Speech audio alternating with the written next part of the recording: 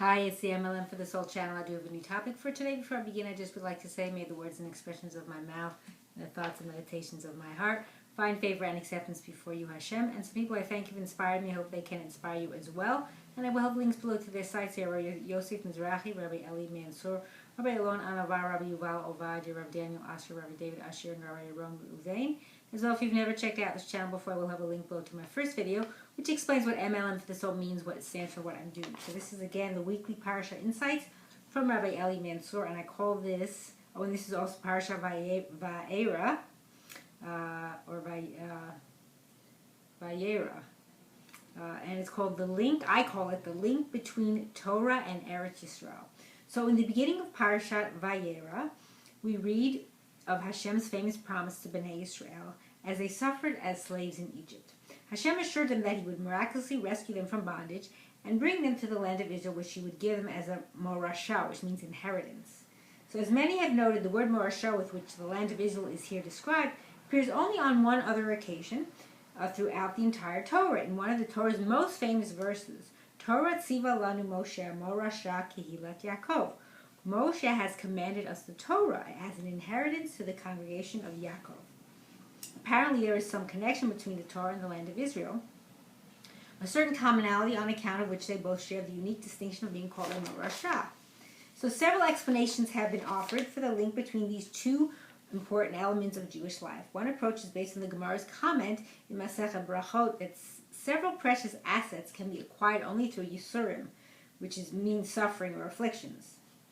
These include Eretz Yisroel and Torah. Acquiring and maintaining the land of Israel, as we know all too well, entails a great deal of effort and self-sacrifice. Many wars have been fought for the sake of returning to and rebuilding our sacred land, and even to this day, tragic sacrifices are made as this process continues to unfold. Torah scholarship, too, can be achieved only through sacrifice, by working very hard and foregoing on certain comforts and luxuries.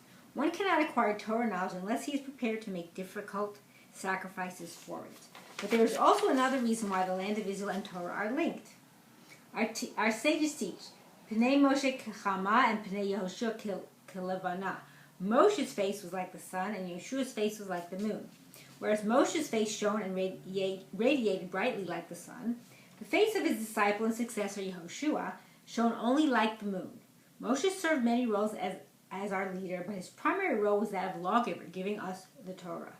Yehoshua, too, served as a number of different roles, but his primary achievement was leading our nation's initial conquest of Eretz Yisroel. The moon, as we know, has no light of its own, but merely reflects the brilliant light of the sun. It shines only when it is aligned in such a way that the sun's light shines on it. The relationship between Moshe and Yeshua, between Torah and Eretz Yisroel, parallel the relationship between the sun and the moon. The light of Eretz Yisroel is dependent upon the light of the Torah.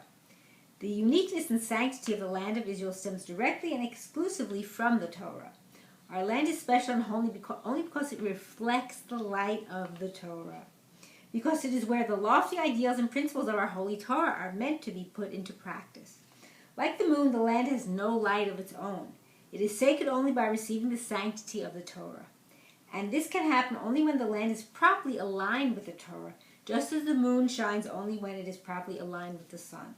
That is why the Torah and Eretz Yisroel are singled out by being referred to as a morasha, because they are integrally linked. It is only when we shine the light of Torah onto our nation's homeland that it achieves the unique stature for which it has been designated. And I hope and pray that we'll all merit to live and see the coming of Mashiach speedily in our days and the rebuilding of our final and everlasting Beit HaMikdash. Amen, and thanks for watching.